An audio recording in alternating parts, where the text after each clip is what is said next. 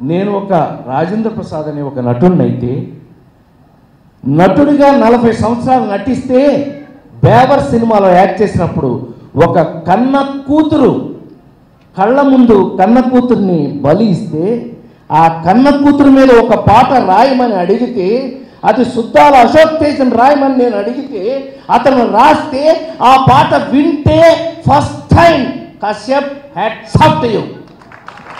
అతను లేడు ఇక్కడ, అతని కర్మ, వాడు లేకపోతే వాడి కర్మ. వాడు ఉంటే బాగుండేది. వాడు పాడితే ఆ పాటని ఫస్ట్ టైం మీరు నమ్మి తీరాలి. ఇంత ఎమోషన్ నాకు ఎందుకు వస్తుందని చెప్తున్నా.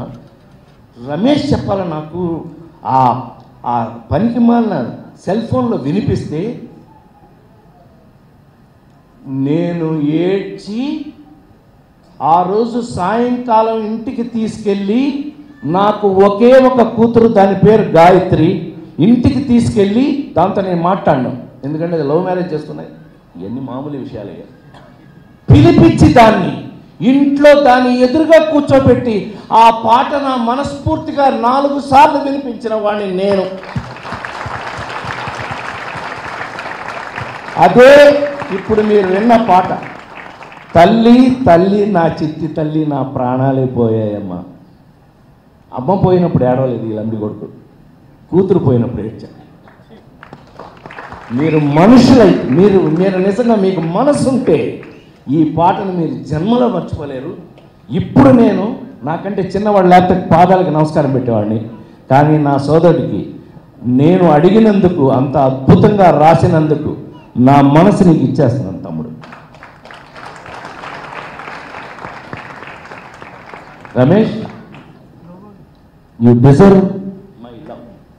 నిజంగా చెప్తా. ఇవాళ సంజోష్ హీరోగా నువ్వు నటించినప్పుడు, ఆ రోజున కూతురుగా నువ్వు నటించినప్పుడు, I will let you know, please don't mistake me.